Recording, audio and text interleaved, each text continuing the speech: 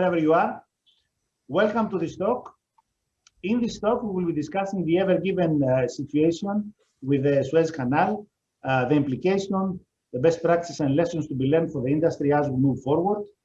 So, Ever-Given had an incident blocking the canal for 6 days. We had a partial float on day 6, or maybe 7, out of March 23, on March 29. So the incident, however, hitting the headlines across the globe. So we would like to discuss, without pointing any fingers, on the solutions, on the consequences, on the implications, on the next day lessons to be learned for the industry. And we have assembled a panel of global experts. Let me briefly introduce them. We have Jim Molesworth. He is the Claims Director with Sea Solutions Limited. We have George Margetis, who is the Managing Director of Margetis Maritime Consulting.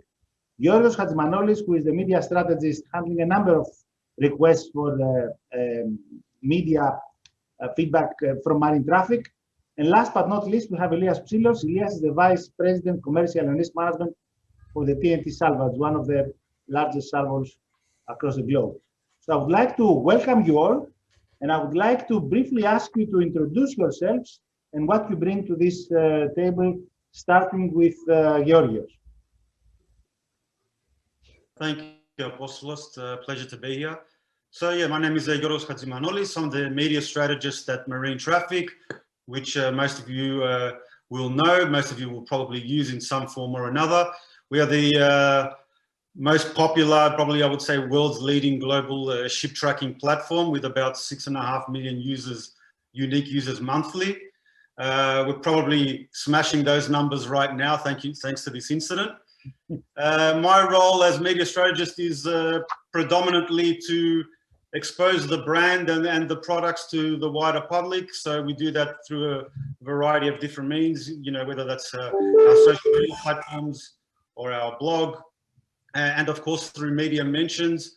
You know, I have personal relationships and working relationships with the New York Times, Washington Post, BBC, all the major global news outlets. And essentially, they either come to us when there's a story like this, or when we notice something in data that we think is interesting, whether that be illegal fishing or, you know, tankers are going a certain way or another, or as was happening in the summer when the oil prices were low, some ships had already started traveling around the Cape, not many, but there were a few. So when we see interesting things like this, I reach out to the media, because essentially my role is to shine a light on shipping and on the capabilities of marine traffic. That's it from me. Thank you. Jim? Hi, I'm Jim Molesworth. As Apostolos very kindly said, I'm a senior claims handler for Sea Solutions and Transport Counsellors International in Greece. I was trained as a naval architect before I moved into the law. I also work for a shipping company, so I have a ship management background, and but my legal speciality is in relation to casualties, groundings, collisions and wreck removal. Thank you, Jim. Elias? Hi, Apostolos. Thank you for the invitation to be part of this talk. I am Elias Psilos. I'm Vice President of TNT Salvage, global emergency response company. One of the contractors that would be engaged in an incident like this. We're going to talk mostly technical and some of the arrangements that we have set up with many container line companies that we deal with. We were not involved in this incident. TNT Salvage, as you know, is one of the 3 existing SMFF salvage and marine firefighting companies in the United States. And at this moment, we are engaged on several projects, including one of the biggest wreck removal in the United States, in the state of Georgia. Thank you, Elias. And George? George, you're muted. Good afternoon, everybody. Thank you, Apostole, for the invitation. Glad to be here. My name is George Margetis. I'm the Chief Executive Officer of Margetis Maritime Consulting, a firm of marine consultants and surveyors based in Piraeus. We have another 8 offices around the world, around 30 consultants and surveyors involving. We do all sorts of consulting and survey work, predominantly for the insurance market.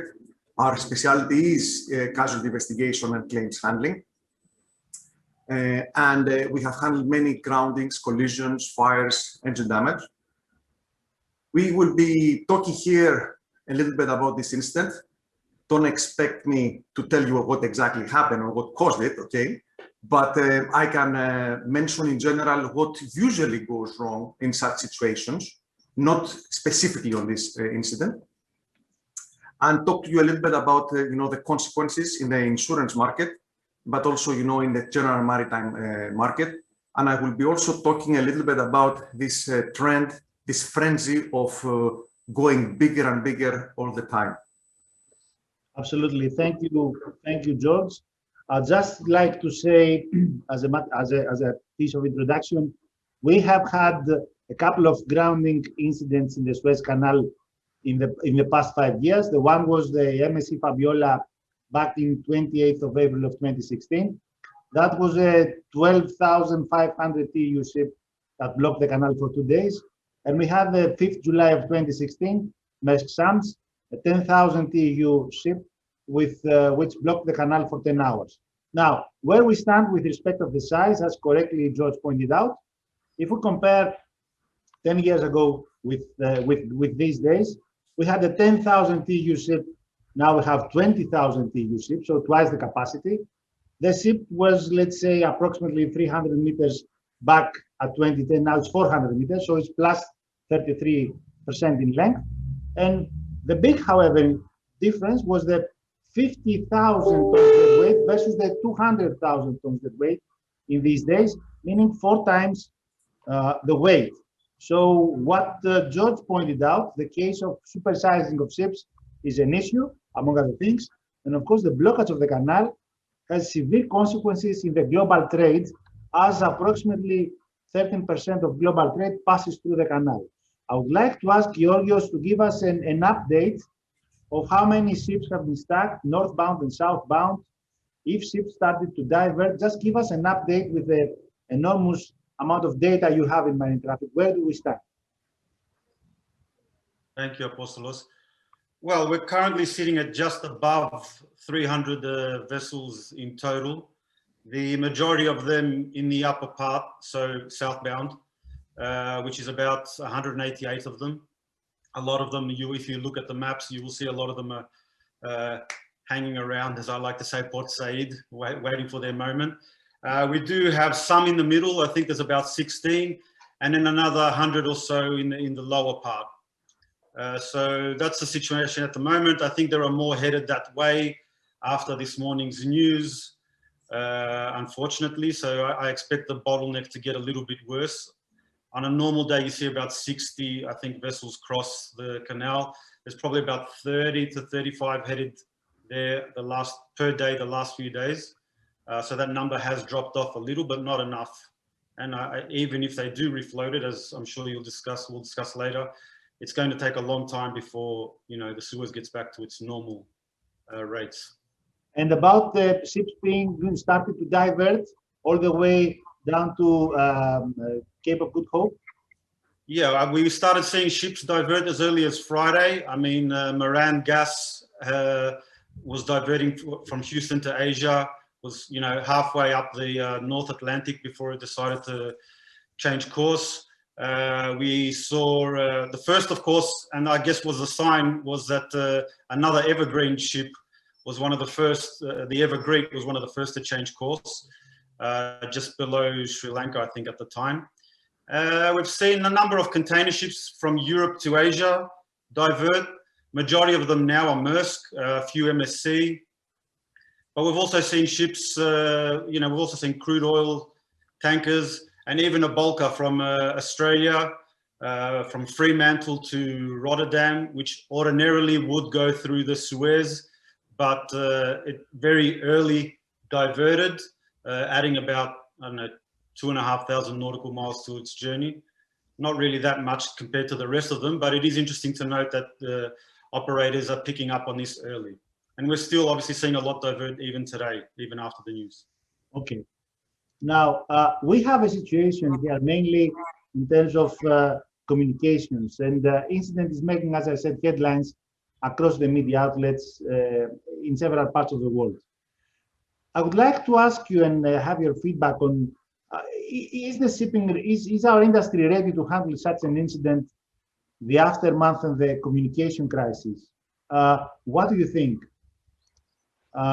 George, let's start with you. What do you think? Well, first of all, I like to have some visual aids, so I'll share my screen, put some things in perspective. Well, there is a frenzy of going bigger and bigger. There's a frenzy of going bigger and bigger in the container ships, and there's a frenzy of going bigger and bigger in the cruise ships. Whereas tankers and bulk carriers relatively have remained stable in terms of size. Yes, I'm sharing right now the screen, and I have this photo that basically shows you the relative size of containers over the past 50 years. But look at Emma Maersk in 2006. I remember when Emma Maersk came out, we all said, wow, that's like humongous. Now Emma Maersk looks like the little sister of H&M Algeciras. Look at the relative size, okay? So it's getting bigger and bigger and bigger and bigger. The same is valid for the cruise industry. I have here a very interesting photo. The Titanic, you're supposed to be, you know, extremely big at 100 years ago, as compared to a modern cruise ship. The size is a very, very, very different, very different. And I also would like to show you this photo that shows you a little bit, what are we talking about? We're talking about 20,000 TEUs, 20,000 boxes, equivalent of more than 1,000 Boeing 747 planes, 11,000 trucks. We're talking about a lot of cargo, a lot of value, a lot big, a very big size. So over the past several years, I attend conferences, especially on insurance, and everybody has been talking about the issue of the gigantization of the ships, especially the cruise ships and the containers. What is going to happen if a serious, you know, casualty happens? And this casualty we just had now is definitely not a very serious one. It's going to have serious economical implications, but imagine a casualty happening on a cruise ship with 5,000 people. Or imagine if the vessel was better, you know, stranded. What would be the consequences? Yeah. George, I would like to say, we had in the past, I'm saying this is a black swan event. A black swan event is characterized by three things. First, it's unpredictable, of course, and it has an extreme rarity. I mean, you cannot predict it. Secondly, it has severe consequences. And the third one, after the incident, after the event, everyone thinks that it was obvious, that it could have been predicted, let's say, prevented. The point is, we have too many black swan events recently. We had the COVID-19 last year. We have this one. So it's maybe, I'm not sure if we should say I told you so, because we've been in the past discussed that. But let's hear from Georgios. Georgios, your takes. Is the industry ready to handle such a communication crisis and such an incident? What do you think? I mean, I hear what Mr. Margetis is saying, but we haven't had that incident. And if we were to have such an incident, we definitely cannot handle it. But we haven't had that incident yet. And so if we're going just by what's happening at the moment with the Ever Given, I don't think it's a crisis. I see this as an opportunity. Many of us in the industry often complain that shipping doesn't get the spotlight it deserves. We finally have the spotlight, albeit after such an incident, but it's an opportunity to show the world, to inform the world, to educate the world just how important the role shipping plays, from the salvage companies to the big liners to the seafarers. I don't think people truly understand how much their daily lives is impacted by shipping, and here's our opportunity to do it. The numbers are staggering. I mean, everyone is glued to their mobile device or their desktop or their laptop, following this in real time, either on marine traffic or other such platforms or through the news. Here's our opportunity to educate them. So for me, it's not a crisis, it's an opportunity, and we should be looking to take advantage. We should be uniting together to take advantage of this unique opportunity. Okay, Jim, your thoughts? I totally and utterly agree with Georgios. I mean, it is a great opportunity. A year ago, we had 600,000 crew members stuck, unable to go home because of COVID, and nobody really gave a damn. This is a fantastic opportunity to show how important shipping is. Let people realise that without the shipping industry, they won't get their cornflakes in the morning. You know, let there be some shortages of goods. Let's show them how important the shipping industry really is. Let's make our seafarers higher on people's agenda to be provided with the COVID vaccine, provided with help, provided with the ability to get home. I agree. It's very fortunate that it is not actually that much of a serious incident, because it could have been a lot worse. And I think it is an opportunity, not a serious crisis. Okay, Elias, your thoughts? Well, I believe that incidents of this caliber basically create changes, right? And if we're talking about an incident that happened back in 1989 in the United States, which it didn't have so much of an economical effect, rather pollution and other reasons, we came up with a regulation. We came up with OPA 90, and obviously whatever has an effect in the environment and in the economies of this globe, I believe it can have an effect. Speaking specifically for this strip of sea land, like the Suez Canal, if you look at the north side, there are two lanes, where in the south we only have one single strip of sea line.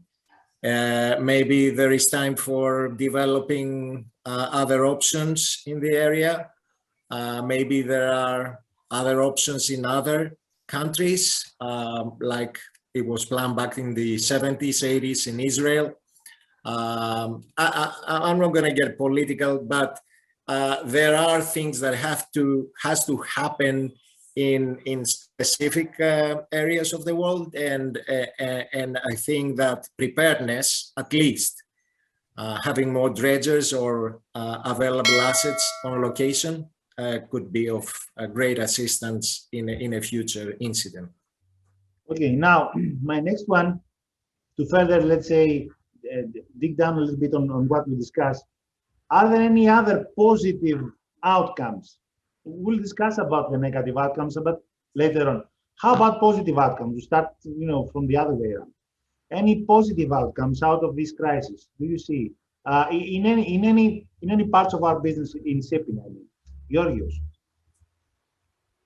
I mean, again, just following on what we've just said, and thank you, Jim, for putting it a little bit more eloquent than I did. Shining a spotlight on seafarers, and that was a perfect example. During COVID, we couldn't help them, and here's an opportunity to really educate the public on just what an important role they play. So for me, the positives are, again, that the spotlight is on us. The numbers are incredible, and that's the real positive. The other thing is that I think perhaps the shipping industry can realize that transparency is the future. This ship cannot hide. And I think this is an opportunity for us to realize that gone are the days of hiding your activities and where you are and how, what speed you're going. We can't do that anymore. Transparency is the future, and the sooner we embrace that, I believe as an industry, the better for all of us. So they're the two takeaways, two positive takeaways for me. Okay, Jim. No, I agree again. If we can use this incident to highlight the importance of the shipping industry and the seafarers to the world, it's all a plus. Elias talked about the second canal on the north side. That was opened in 2016, cost about $9 billion. $9 billion is not a huge amount of money in reality now, when you consider the amount of money we're spending dealing with the COVID crisis. Maybe it's time, maybe a second canal would on the south side as well would assist. As I said before, this isn't a serious incident. A container ship grounding like this in the canal is not that serious. 2 years ago, there was a collision in the canal. The ship behind it managed to not stop in time and hit the ship in front.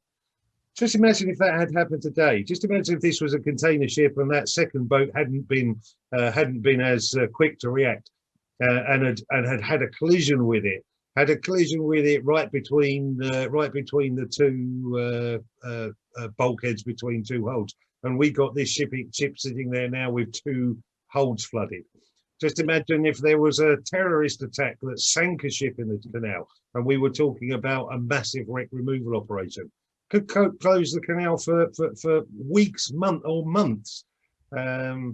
That's a serious incident. This is likely to be resolved fairly quickly. Yeah, I would just like to say there was a ship behind the Ever Given, and that ship was a Maersk container ship that stopped, as you said, that stopped.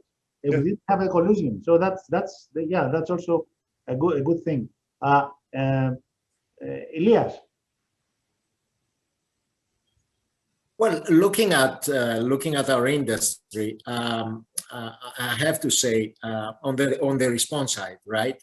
I'm trying to focus more on those points. Looking at our industry, first of all, we have to take the good thing that we should take out of it as the incident is progressing, is that as an industry, we have the ability to respond. And like Jim said, it's not like a huge incident. You have a big ship aground, definitely it's blocking the channel. But we have ships blocking channels all over the place and blocking ports. And as an industry, the salvage industry is ready to respond at almost everywhere in the world. There are challenges with the type of vessel, but there are options also where we can avoid, for instance, lightering, which is going to be the last resort in any case of salvage anyway, whether it is the Paraná River, the Mississippi River, or the Suez Canal, right? So even if you have the resources in place to take that option, it's going to be more a political challenge, a political pressure, rather than anything else. And the industry, that industry, has the means.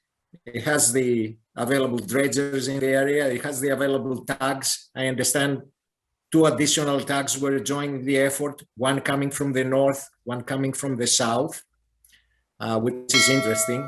And I think the industry is to respond. Like I said, the vessel is in a position where it's not affected by huge waves. She's not in danger. There are some issues with the position of the vessel on the canal, but it's straightforward to respond to it. Okay, thank you, Elias. George, your thoughts on any positive outcomes out of this in the short and the long term? Well, okay, we live in Piraeus that 20% of the ships are managed. So the one obvious positive thing is we're going to see, or we are seeing already, a spike on charter rates. The available tonnage at sea is getting less and less because of this situation. So the shipping industry is, I have to say, exploiting that, and the charter rates are going higher. That's one issue. The second issue is that traditionally, improvement in the regulations and the safety of shipping has come following big casualties and tragedies. The SOLAS, for example, was introduced after the Titanic sinking, but in order to have SOLAS, we had to have 1,500 people perishing at the Titanic. The anti-pollution, oil pollution measures that came after the Exxon Valdez was the result of a huge environmental crisis. Now, as we said, this is not a huge crisis, it's not even a disaster, let's say. It is possible, one of the good things is that this is going to trigger new safety measures that are going to come for a change, not after a tragedy, but rather like after a moderate incident that would remind people that a tragedy could also happen. And I'm talking mostly about the mega ships, and I'm talking about mostly about the cruise ships, you know, that can you know, they can create big disasters. Okay, thank you. Georgios, I think you have a very busy schedule. We would like to thank you for your contribution, and trust we see you in one of our future talks again. Thank you very much for joining us. Thank you for having me, and good luck with the rest of the discussion, gentlemen. Thank you. Bye. Cheers. All right. Okay, so I would like to continue our discussion with more, let's say, technical issues to the point. So I would like to discuss a little bit and elaborate on what would be the worst case scenario. Jim pointed out we could have terrorists, let's say a terrorist layer over there. George, what else could have happened? I mean, this is classified as a, it doesn't matter if what the final incident didn't have any sort of loss, but we could have severe consequences. Yes. So what these consequences would be?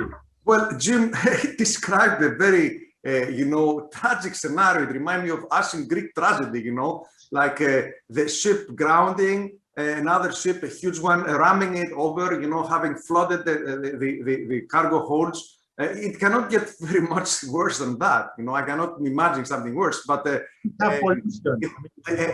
situation where you have a flooded cargo holds would have rendered the floating effort multiple times more complicated, multiple times, not just a little bit more complicated. Okay, so as much as, like, you know, the blockage of the canal is concerned, this would have been, you know, the worst case scenario, you know, like a grounding followed by a collision, or even a big fire. But okay, that's not very possible. Now, if eventually it was decided that in order to refloat the vessel, you would need a lightering operation, that in a ship that tall, that big, that would have been also a very frightening scenario. It would have taken, you know, many days to complete. So yeah, I mean, I think that's as worse as it can get. The good thing that these scenarios do not involve, you know, like human life most of the times, but they involved huge, you know, commercial and possibly environmental damage. Okay, Elias, from your perspective, what could have made this incident much worse than what it is? Well, I can give you a number of examples. I will just start on the consequence of a salvage operation that is not successful is usually a wreck removal. Pollution, of course. We're talking about a vessel that is floating midships, and the bow and the stern of the vessel is probably touching bottom. So we all understand, George is a naval architect, Jim is a naval architect. We all understand that she's sagging, and obviously that could develop into a worse condition. So typically, I haven't followed closely on the operations that the contractor is performing, but I would personally remove all the fuel oil to give, of course, some more buoyancy to a vessel, or give them some other options. And I would try to remove the vessel, try to dredge and remove the vessel as fast as possible, not just for the economic impact. So if we ended up in a wreck removal, the canal would have closed basically for months, diverted the traffic through the Cape, and forget about the Suez for the next 3 to 4, possibly 5 months. That's the worst case. That would be worse. Yeah. Jim, any last thoughts when you highlight? Yeah. The Suez Canal was closed for 8 years back in the 1960s, but no, Elias is right. I mean, there are a number of things that could have been a lot worse, and had those happened, it would have been substantially bad. My biggest concern about this is that our salvage industry is ready. They have the capability of dealing with pretty much anything that throws with them. But these ships, there's still a long way to go. The biggest problem with this ship is it's so high and so big, and Elias will tell me if I'm wrong, but I don't think there is a single floating crane anywhere in the world that could start removing those top boxes or the inner boxes. So that means that if you did get to a lightning operation, there is no floating assets, no floating cranes anywhere that can do that. You're potentially looking at taking those boxes off one by helicopter. If she had a list, again, Elias will tell me if I'm wrong, but more than about 10 degrees, you wouldn't be able to dislodge those boxes and take them off, because either the twist locks wouldn't allow the dislodging, or they'd be stuck in the guide rails and you wouldn't be able to get them out. That's the biggest problem with these large container ships. If the weather was bad, if it was a rocky shore, if she had a list, if she was breached in her tanks, then it would be a massive operation taking months. Yeah, Elias, you'd like to comment on what Jim said? Yeah, he's absolutely right. There are not many ports that can handle these vessels. Actually, not talking about floating assets. There must be 4 or 5 ports that they can discharge. They can discharge those vessels at the top layer. And definitely the industry cannot cope with the lightering operation. But you notice how the industry reacted. We are not looking at the end option. We are looking at the first options, and obviously the excavator, the little excavator that was it was dragging. That was part of the picture. That was not the full picture. Yes, exactly. Obviously, the salvage industry, I had incidents in the Mississippi River, in the Paraná River. We ended up dredging the vessel out of their position. We have the options, and like I said, lightering is not always condition. Of course, if she was in some sort of reef, and the environmental catastrophe would have been tremendous. Look at the incidents we already have down in New Caledonia, where they removed, even on a small container, they removed containers, they removed cargo with helicopters. Look at the position with the weather effect that had on another incident in New Zealand, where we removed, they removed parts of the vessel. They were dismantling, they were cutting off the vessel, and they were moving parts of the vessel with helicopters. So that's available to us. And as you all know, cost is not an option in a salvage response. We can employ anything that is available, and I'm pretty sure that the dredges in the Suez Canal are extremely expensive. and we can employ a contract. As you understand, the liability of a dredger coming close to a vessel of this size is huge. It can create more damages. The dredger company doesn't want to do that. And I had cases where, like I said, we had the perfect contract, an LOF, and we could do anything. Yeah. George, can we hear from you challenges from the technical perspective that such an incident may have? Well, I want to talk first about challenges on the insurance side, because I deal a lot with the insurance, okay? And you realize that the liability claims for this case are going to be huge. And all these liability claims eventually end up to the marine insurers who are already in the last 3 years struggling. So the P&I clubs are basically reinsured in the commercial market. I fear that this is going to be a huge liability claim, and it's going to affect the finances of the marine insurers, you know, and it's going to make the marine insurance industry even worse than it is. Right now, the marine insurance is very hard market with big rises in the insurance premium for all ship owners, and restructuring. The Lloyd's market particularly is struggling. So that's one issue that I wanted to touch. Now, from the technical point of view, I'm not sure in terms of the technical point of view, it seems that this is not a very complicated operation. What makes this operation extraordinary is that we need it to take place fast.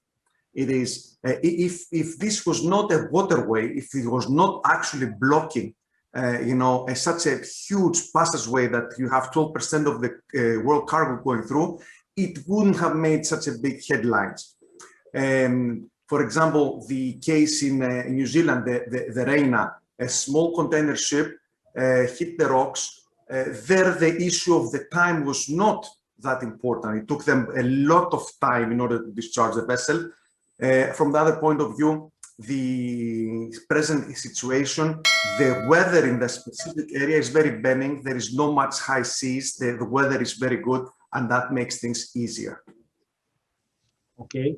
I would like to then, if I'm not sure if Elias or Jim would like to add something with respect to the challenges we have, either commercially or from the insurance or from the technical part. Do you have anything else to add? I would like to focus our discussion into mega ships. So we see that the industry in general, it applies to the cruise as well, that not necessarily applies to the tanker and the dry bulk market, but we've seen that the industry in general is in love with mega ships. Ships are being supersized. So I would like to ask, do you think that we are past, let's say, the control point? Should we consider, let's say, additional risk assessments when we design these ships? What do you think about that? Because George, in his earlier, he demonstrated a couple of things, and these photos are extremely scary. Ships are becoming very, very big in these days. Any thoughts on that, Jim? No, I think that the economies of scale will carry on, and ships will get bigger and bigger all the time. I think that I don't think this incident will change that. I think as technology allows it, ships will continue to increase in size. I think that's just a fact of life. We've seen in other markets, I'll take the example of the VLOCs we've seen Vale bringing to the market some years ago. These are all being taken out of the market in these days. We've seen the latest VLCC designs. We're not seeing VLCCs in the range of 500 meters, where we've seen maybe 30 years ago. So we've seen in other segments of the market being very skeptical on supersizing the ships. But on cruise and the containers, I'm asking with respect to the safety of navigation, on the safety of operation with these ships. Elias, yes. Well, I think that the reason for the VLOCs and the VLCCs, again, is supply and demand Apostolos, I don't believe that safety was the #1 concern. And, you know, I'm talking general here, but I haven't followed any IMO. In the Suez, especially with the very low seas, that was the case. Not safety of navigation, but safety of the ships in general. This was heavily speculated in the market. Yeah, yeah. So yeah, I mean, if there is a need for a bigger Amazon truck, you're gonna get a bigger Amazon truck. Same with containers. If you need a bigger vessel to move more PlayStations or more stuff for your kids from China or the United States or everywhere, that demand will drive the size as well. I don't believe that as an industry we have such huge control over the not the safety aspects. I mean, we focus in some part of the safety aspects, but in general, supply and demand drives this market and drives this type of vessel. And if there are more people who want to go on a cruise, they're gonna build a bigger vessel to go on a cruise. So that's my take. I don't believe that safety concerns, or because the ever given vessel run aground in the Suez Canal, is going to change the way that the vessels are built, or, you know, put more bow thrusters so she can avoid the side winds that she got, right? All right, Jim, you'd like to add something? Yeah, I think a lot of focus is being placed on this particular casualty, but the reality is I'm far more worried about the 5 or 6 cases in the last 6 months where these very large container ships have lost stacks of 600, 700, 800 containers than this one ship being aground in the Suez Canal. I mean, that's for me is a far more important and a far more a bigger issue that should be looked into. We have the one ship. You know, we've had container losses, 4, 5, 6 of them in the last 6 months, dealing with 700, 800, 900, 2,000 containers being lost. For me, that's a much bigger issue than this particular one in the Suez Canal, which I think reality will blow over once she's been refloated. Yeah, George, your thoughts on these mega ships? Well, first of all, let's remind everyone, the audience, that 90% of the world trade is transported by ships. It's an outstanding amount of cargo, you know. Every other transport means takes only 10%. Okay. Now, I do agree there is a trend to move bigger and bigger, you know, and that event is not going to be big enough to change this trend. Now, that event might trigger other aspects like safety regulations. For example, I won't be surprised if the Suez Canal implements new rules requiring tugs or limiting speed, or, you know, suspending traffic if there is special, more stricted weather requirements. Now, I want also to make a comment about the cause of the incident, because I don't want people to believe that such an incident can be the result of a single aspect. These kind of incidents are rare. The safety of navigation has improved enormously the last decades, at least since I was introduced to this market 25 years ago. Usually, the cause of such an instance is not one, it's a combination of unfortunate events. It might be, the weather, it might be some kind of like mechanical failure, it might be some kind of, negligence of the captain, and actually usually it is like a combination. It is never one thing at all. We do know that the weather was bad in this specific case, but only the bad weather would not bring the case in that aspect. And finally, I have one more comment about the gigantization of the ships, and I will say that in Greek because it cannot be translated. We Greeks say "megala karabia, megales furtunes." I understand that. However, we have to also, I understand what you say, but we have to also look the perspective as we move forward to a new decade, to a new era. Let's put it in that sense, with more transparency, the call for ESG, the call for sustainability, and so on and so forth. The largest of these operators, I'm talking about, Evergreen is number 7 in terms of size. There are the Maersk, the CMA CGMs, the MSCs. These, the larger ones, they have to, let's say, explain in public if something happens. The same applies to Evergreen as well. But as you said, the bigger the ship, the bigger the trouble. We agree, absolutely. But how about these operators that have to explain, let's say, in the near future what will happen? That's the case. And any takes on that? Any ideas on that? Well, Apostle. Yes. Apostle, all these operators, believe me, they are exercising due diligence. They are. I'm sure. We have a think tank with a specific big operator. I don't want to name them.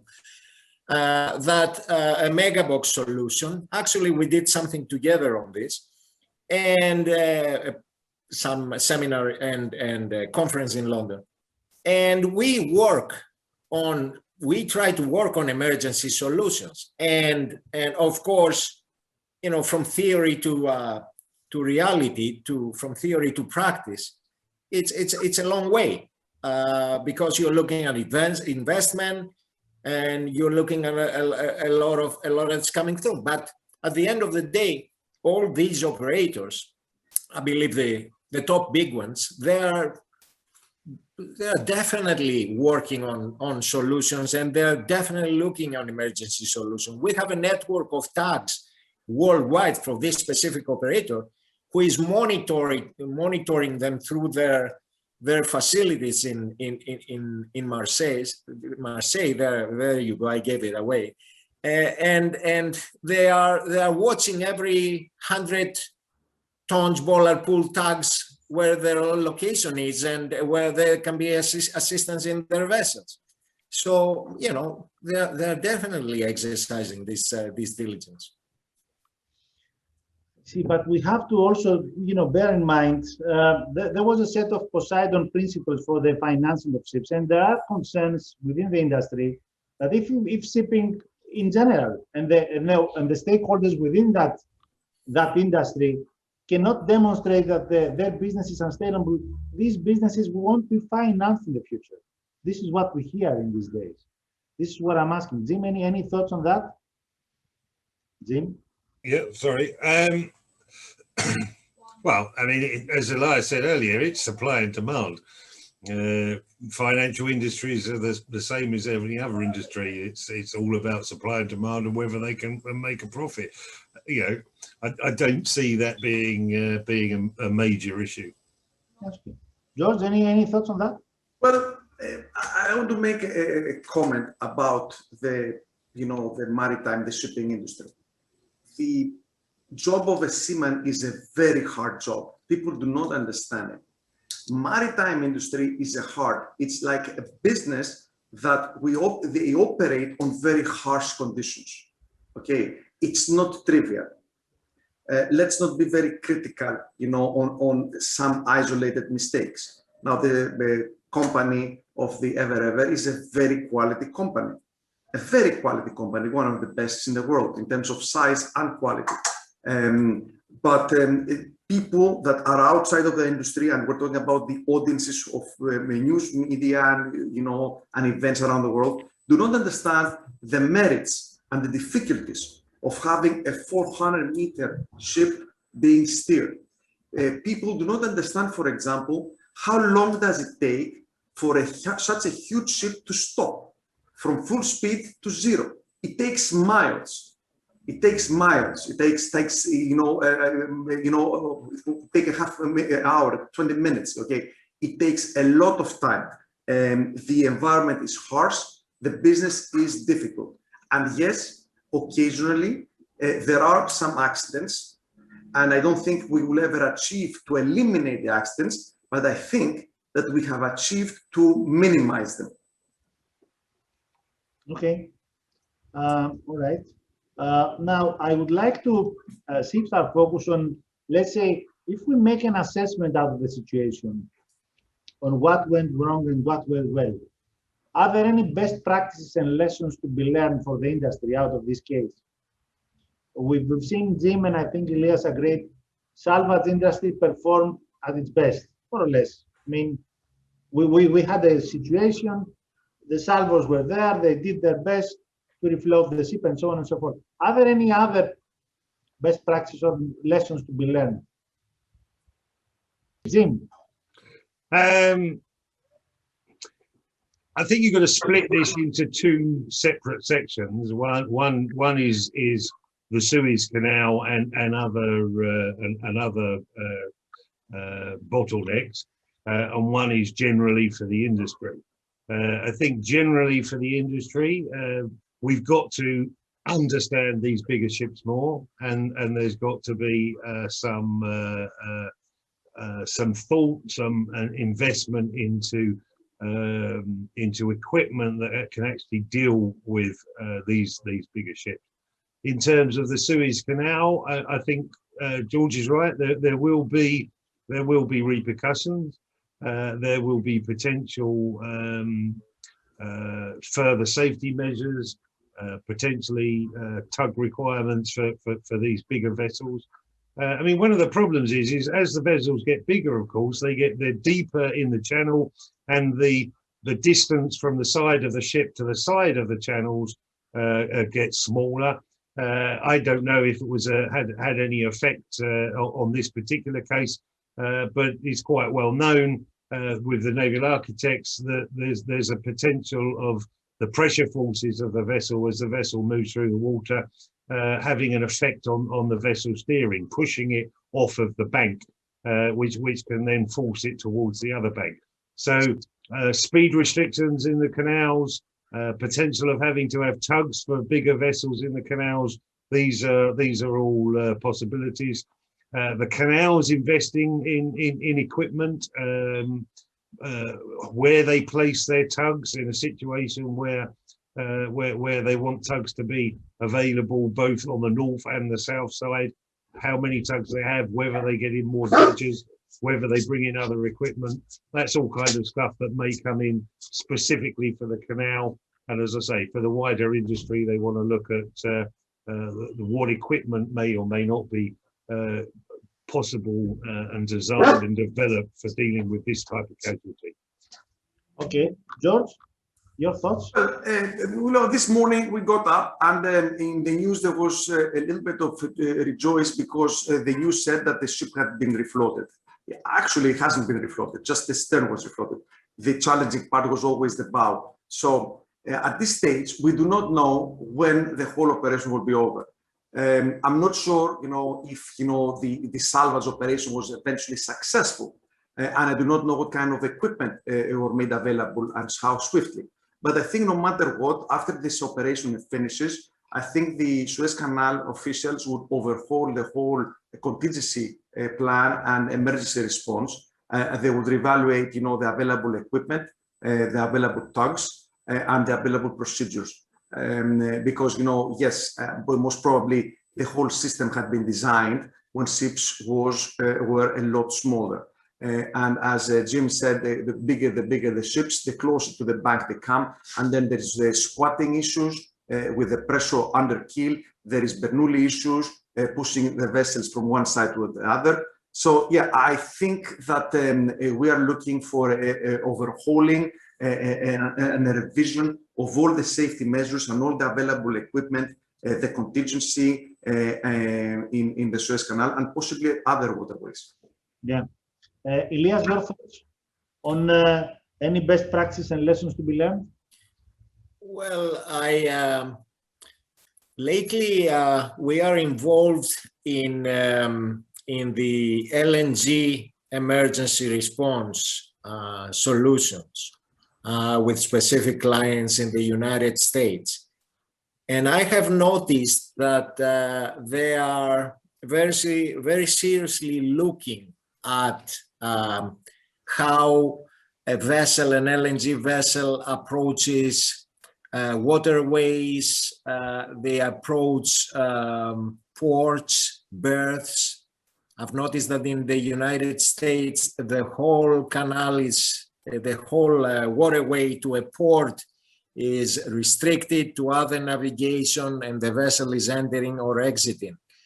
I'm not sure whether LNG vessels pass the Suez Canal. I did hear somewhere, I did read somewhere that they were given an option to the LNG, to an LNG vessel to go on the same route, but the captain opted not to because of the weather forecast and the prediction of the sandstorm. And I want to see similar priorities given on a mega box vessel.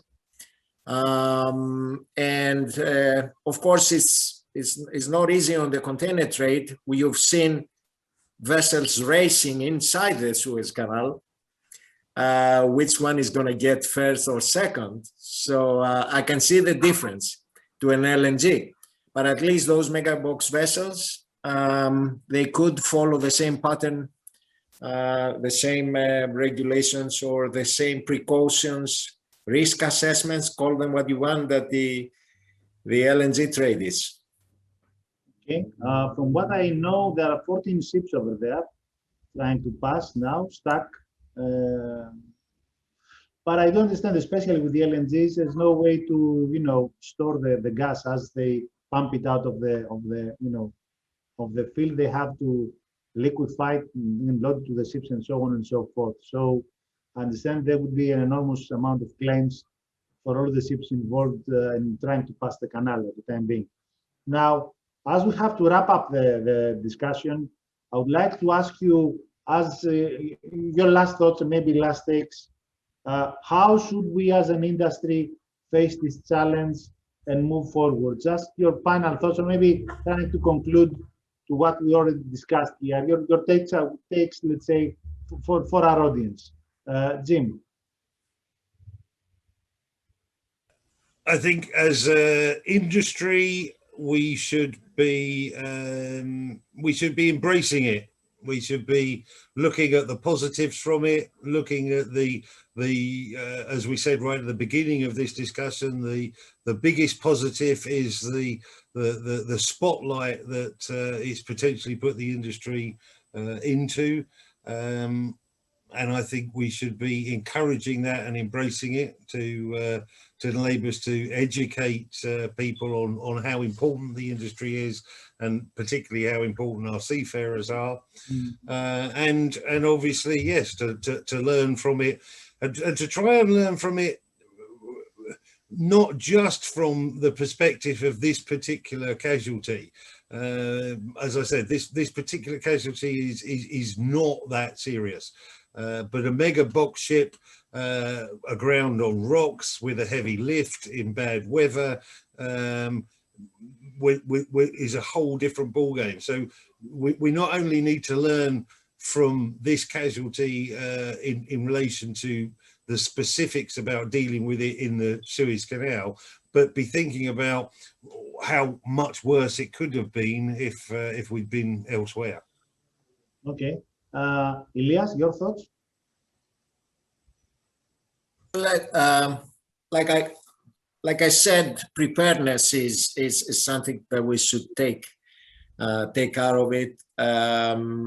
I understand that several parts of the world where straits are involved, there is some sort of preparedness. I believe the Suez Canal Authority has invested on tags and being prepared, and obviously the dredging assets that they were already working on the canal. If something, I'm definitely the Suez Canal is creating a huge revenue, some more investment, maybe a single or two bollard pool, 100 bollard pool assets that they had to come from the Dubai and from Italy. It would be ideal. So preparedness is something we grow up and we work in the United States. There are 41 captain of the port zones that we have to be there. We have to be prepared, and similar. It cannot happen to the whole worldwide, but at least some vital parts. One would expect that there's something that has to be there. Okay, thank you.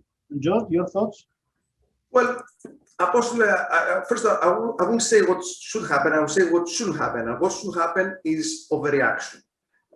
Politicians especially tend to overreact fast on situations like that, disasters or, you know, tragedies or, you know, a simple incident. So in my opinion, we should wait until this incident is over and put all the aspects and details under scrutiny and decide to see what went right, what went wrong, and try to correct what was wrong without overreacting.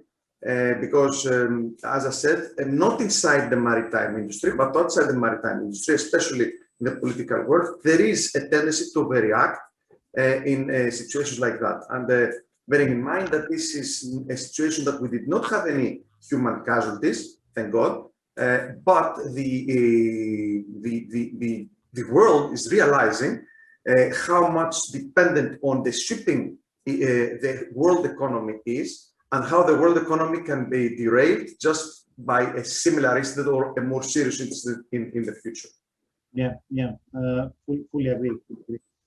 I would like to thank you all for taking the time and joining us here. Our thoughts cannot be overstressed, but our thoughts are with the crew of the ship and of course those who operate in the area. There are many people operating in the area.